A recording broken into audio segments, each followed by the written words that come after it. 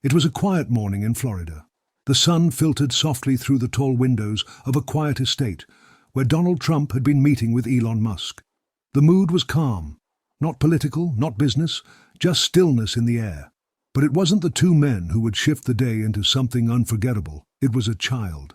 XAA-12, or just X, as everyone called him, had been wandering curiously around the edge of the room, his small hands clasped behind his back. The 5-year-old boy wore a navy blue sweater and beige pants. His eyes, full of silent wonder, darted between the tall adults. In his hands was a small square gold box, no hinges, no latch, just smooth and glowing faintly, as if the sun had kissed it longer than anything else in the room. He walked toward Trump without hesitation. "Excuse me, Mr. President," X said quietly. "God told me to give this to you." Trump blinked, taken off guard. He sat up straighter in his chair, glancing at Elon, who gave a subtle nod but said nothing. X reached up, arms barely high enough, and handed the gold box to him. "What is this?" Trump asked, trying to sound light, but something in his voice faltered. X only smiled. "You'll know when it's time to open it, but you have to answer something first." Trump raised an eyebrow. "Answer what?" The boy looked him directly in the eyes. "Why do people stop being kind?" The room fell silent. Elon turned his head slowly toward his son, visibly surprised. "Where did you hear that, buddy?" "I heard it when I was praying," X replied softly. "Jesus said some people forget how small they really are." Trump didn't laugh. He didn't shrug it off. He just sat there, the box in his lap, his eyes distant. The boy's question had pierced something. A wall, maybe, or a memory. "People stop being kind," Trump finally said, "because they think kindness makes them weak." The boy tilted his head. "Isn't that what makes them strong?" That moment, just a few seconds, changed the atmosphere entirely. Not because Trump had answered, but because he hadn't answered well enough. Elon leaned forward. "X, why did you say Jesus told you that?" The boy looked down, almost shy now. "Because I asked him why people yell instead of listen, why they don't forgive." "And what did he say?" "He said they forgot who made them." A strange, almost holy silence lingered. Inside the box, unknown to them all, was something no human had ever seen. But it wasn't time to open it, not yet. First, Trump would have to remember something far older than power, something he lost when he stopped asking questions. Trump turned the gold box over slowly in his hands. It had no seams, no opening, yet it felt strangely warm, like it had been holding something alive. He looked at the boy again. There was something unsettling about how calm he was. Not childish innocence, but a kind of clarity, like he had seen something most adults forgot long ago. "Why are you asking me all these things?" Trump asked. X shrugged. "Because God wanted me to." Trump chuckled softly. "That's a big claim, little guy." "It's not a claim," X said. "It's a message." Elon sat forward now, intrigued but silent, watching his son carefully. He knew X was different. He'd seen it before, in how the boy asked questions grown men wouldn't dare ask themselves. X climbed up on the edge of the seat next to Trump and asked another question, this time so quietly it almost felt like a whisper. "When did you stop praying?" Trump's eyes narrowed, his jaw tensed. "What makes you think I don't?" X shrugged again. "You don't talk like someone who does." The words weren't said with judgment, just honesty, the kind only a child can get away with. Trump didn't respond right away. He looked down at the box in his hands, then up toward the tall windows, sunlight streaming through them like rays from another world. "I used to," he said eventually, "when I was younger." "What happened?" Trump hesitated. "The world happened. People disappointed me. I disappointed myself." X's legs swung gently off the edge of the chair. "Do you think God stopped listening?" Trump shook his head. "No, I think I stopped talking." The boy looked at him, eyes wide but soft. "You can start again, you know." Trump glanced over at Elon. "Your son's like a prophet or something." Elon smiled, but there was weight in his eyes. "I think he just listens better than we do." Then X leaned forward and placed his hand on the box. "You don't have to open it yet," he said, "but when you do, you'll know if your heart's ready. If not, it won't show you anything." Trump blinked. "It'll show me something?" X nodded. "But only if you stop trying to be right and start trying to be real." The room fell still again. Trump looked like a man being told something that no one had dared say to him in years. That maybe his power couldn't fix everything. That maybe a small boy had just opened a door inside him that had been locked for decades. He sat back in the chair, holding the gold box gently, like it might break if handled the wrong way. "Why do I feel like I'm the kid right now?" Trump muttered. X smiled. "Because you forgot you were a son before you were ever a president." The silence in the room had grown deeper, not heavier, like the kind of quiet that happens before a man breaks open. Trump still held the box, but now he wasn't trying to figure it out. He was holding it like something sacred, something that didn't need to be understood, only received. X swung his legs again, eyes fixed on the former president. "Do you think God misses you?" Trump looked stunned. "Misses me?" "Yeah," the boy said simply, "like a father misses his son." Trump leaned forward slightly. The words struck something old, forgotten. "I don't think of it that way." "You should," X said, his voice still soft, still sure. "He's not mad at you. He's waiting." The words weren't dramatic. They weren't even new. But something about the way X said them, like he'd heard them directly, made Trump's throat tighten. "You sound like someone who knows," Trump said. "I only know what he told me," X answered, almost whispering again. "He said you were kind once. You cried when you were little. You wanted people to feel safe." Trump looked down, eyes blinking rapidly. "Nobody's ever told me that before." "Well, maybe it's time someone did," X said. Elon leaned forward now, finally speaking. "Donald, when's the last time someone talked to you like this? Not like a leader, but like a soul." Trump exhaled, long, slow. "I don't remember," he admitted. "Most people either want something or want to change me. This feels like neither." Elon nodded. "That's because X doesn't want anything from you." Trump turned to the boy. "Why me, though? Why not someone holier, or more deserving?" X looked down, tracing a finger along the arm of the chair. Then he said, "Because broken things are the ones God likes to use most." The words landed like a soft hammer in Trump's chest, not to break him, to awaken him. X hopped down from the chair. He walked to the window, looking out at the world. "When you open that box," he said over his shoulder, "it won't be what's inside that changes you. It'll be what you remember." Trump swallowed hard. "What am I supposed to remember?" The boy turned around and walked slowly back to him. "That you're not the builder of your life. You're the breath inside it. And breath doesn't have to prove itself. It just has to be real." Trump stared at him, stunned. "You speak like someone who's seen things." "I haven't seen heaven," X replied, "but I've heard it, in quiet places." Trump looked down at the box again.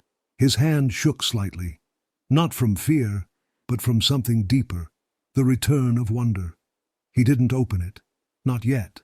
But the walls were cracking, and what was coming next, he would never be able to explain. The golden box sat silently on Trump's lap, unopened, waiting, like it knew it wasn't meant to be rushed, like it needed the heart to slow down before it could reveal what it held. Trump's fingers traced its smooth edges again, eyes lowered.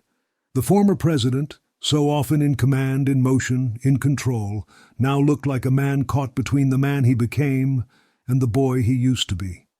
X sat back on the chair beside Elon, legs tucked underneath him. His voice, quiet but steady, filled the room again. "What would you do if no one clapped for you anymore?" Trump raised his eyes. That question, it didn't just land, it pierced. He swallowed. "I don't know." "Would you still be kind?" the boy asked. "Still do the right thing? Still forgive people?" Trump was quiet. Then, with a weight in his voice, he said, "When you're in power, people don't always clap because of who you are. They clap because of what you represent." "I don't even know if I've heard a real clap in years." Elon folded his arms, his voice low. "That's the trap of power, isn't it? It can make you forget who you are when no one's watching." Trump looked down at the box. "I wonder if I even like that man anymore, the one behind the applause." X leaned forward. "You don't have to like him, just forgive him." Trump's head turned sharply toward the child. "Forgive him?" X nodded. "Jesus said love your neighbor, but sometimes your neighbor is the version of you that you abandoned." Trump stared at the boy, stunned again by the weight of those words. They weren't cute, they weren't poetic, they were piercing, like they had been spoken by someone far older than 5. "And if I open this box," Trump said slowly, "what if I'm not ready for what's inside?" X tilted his head. "Then it will wait." Trump paused. "How can something wait that's not alive?" The boy smiled gently. "Who says it's not?" Trump blinked, then looked back at Elon, as if searching for some anchor in this moment that was slowly pulling him into waters he wasn't used to swimming in. Elon gave him a soft smile. "This is the part where you stop trying to understand it and just feel it." Trump looked back at the box. Then he asked a question of his own, one that came from somewhere deep and honest. "Do you think it's possible that I've built a whole life trying to be someone God never asked me to be?" X answered without hesitation. "Yes, but God isn't angry. He's just waiting for you to come back." Trump closed his eyes. He wasn't ready yet, but he was closer than he'd been in decades. Trump sat in stillness, the gold box resting gently on the arm of his chair now, as if even touching it too long demanded more of his heart than he was ready to give. His eyes were fixed on the boy, on the words, on something he didn't want to admit, that a 5-year-old was unraveling him. "Can I ask you something?" Trump said at last. X nodded. "How do you know you're not just imagining all this?" X gave a little smile, not smug, but innocent, like someone who didn't need to defend what was already true. "Because when I pray, it doesn't feel like talking to the sky. It feels like talking to someone who knows me better than I know myself." Trump leaned back slowly. That answer didn't scare him. It didn't even surprise him. It just made something ache. He stared at the ceiling for a while before asking another question, one that had clearly lived inside him for years. "Are you ever afraid you'll be laughed at?" X's answer came quickly. "Sometimes, but if I don't speak, I feel like I'm lying." That landed hard. Trump looked down. His voice barely came out. "I lie a lot, without even meaning to, just trying to be strong." The boy leaned forward, his voice softened. "Are you tired of pretending?" Trump didn't answer right away. His fingers touched the edge of the box again. This time, not out of curiosity, but as if it might hold the permission to stop running. "Yes," he whispered, "more than I ever thought I could be." Elon finally spoke. "I think most men in power are, but no one asks them." Trump looked up at him. "Why don't they?" "Because we mistake titles for truth," Elon replied. "But this kid, he only sees hearts." X spoke again, a little firmer this time. "God doesn't clap for power, he kneels for honesty." That hit something in Trump. His eyes misted, not from sadness, but from something more vulnerable, the longing to be known, not just followed. He looked at the boy. "What if I don't deserve what's inside that box?" "You don't," X replied. "That's the point. It's not about deserving, it's about accepting." Trump swallowed. "But what if I open it and I feel nothing?" X leaned closer. "Then your heart's still hiding, but it won't be forever." The room felt warmer now, not from sunlight, but from something that couldn't be explained. Something quiet and holy, hovering just behind the air. Trump closed his eyes and whispered one last question. "If I open it, what will it change?" X's voice was steady. "It won't change the world, but it will change the way you see it." Trump sat back, breath trembling. The box remained unopened, but not for much longer. The weight in the room didn't feel like pressure anymore. It felt sacred, like something was being rebuilt. Not in the world, but in one man's heart. Trump stared at the box in silence. His fingers hovered above it, still unsure, still wrestling. He had commanded nations, held immense wealth, sat atop the most powerful office on earth. But now, here he was, brought to a hush by the presence of a small child and an unopened box. X whispered again, like it was a secret just for him. "What if this is the first real moment of your life?"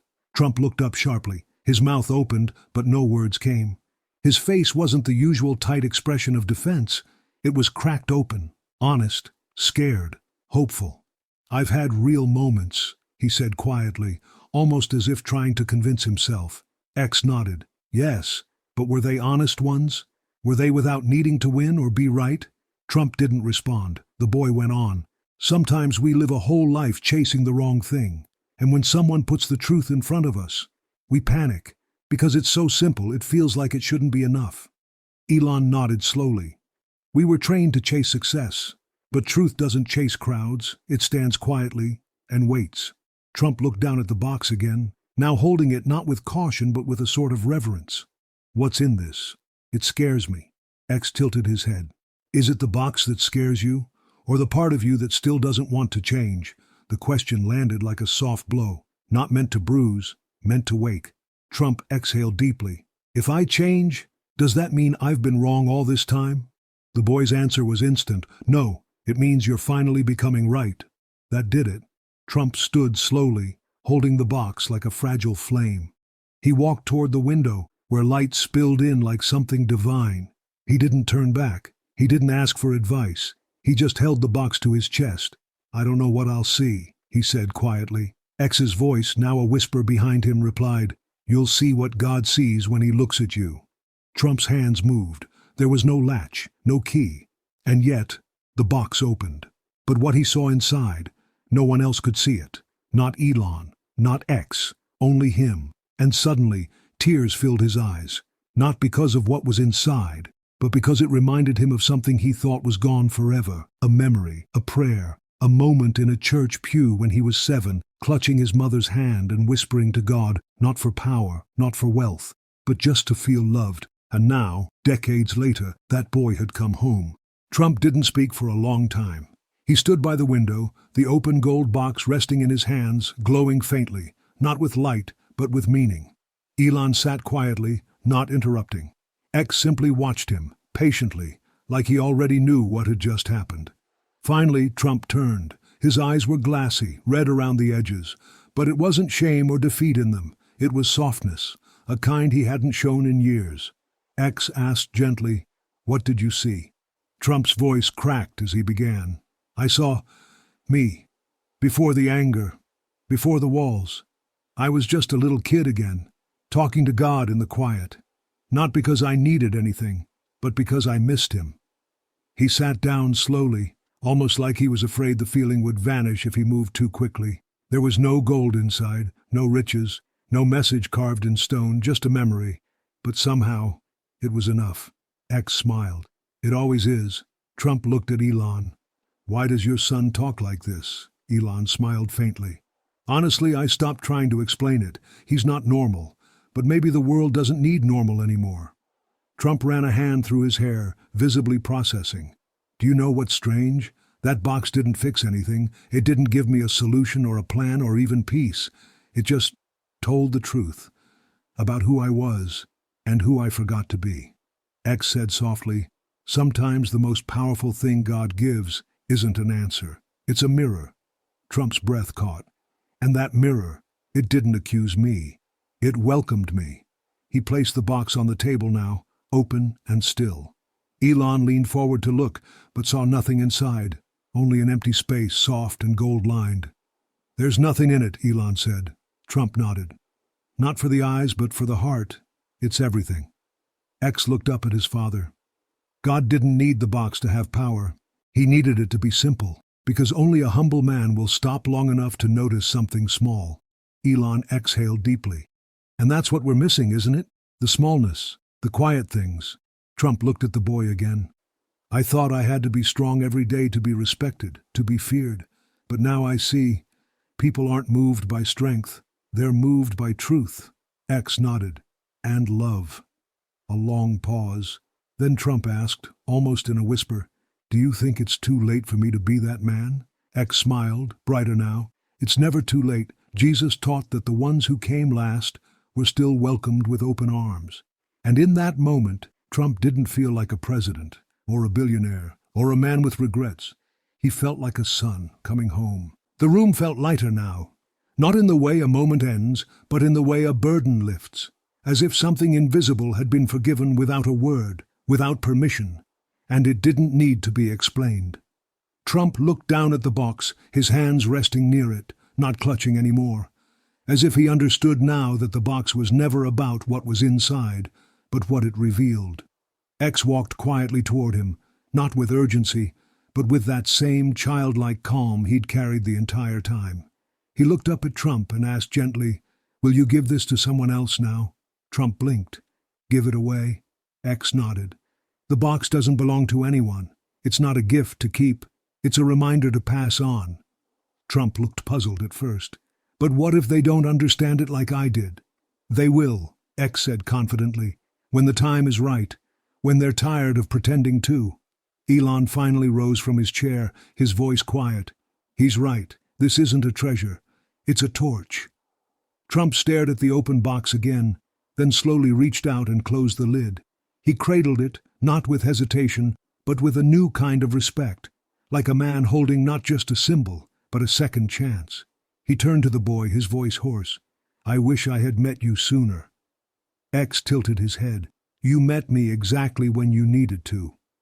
Trump gave a soft laugh, the kind you let out when you're not sure whether to cry or smile. "Do you even understand what you've done here?" X just smiled. "I didn't do anything. I just told the truth. The rest, that was between you and God." Trump looked out the window again, watching the light shift through the clouds. For the first time in years, it didn't feel like something was slipping away. It felt like something was beginning. Then he turned back to Elon. "I'm going to find someone who needs this box more than me." Elon nodded. "That's how the world changes, one quiet moment at a time." X took Trump's hand briefly, then let go, like a child who knew his job was done, and in his small eyes was a wisdom that had nothing to do with age. Before they left, X turned once more to Trump. "You don't have to go back to being powerful," he said.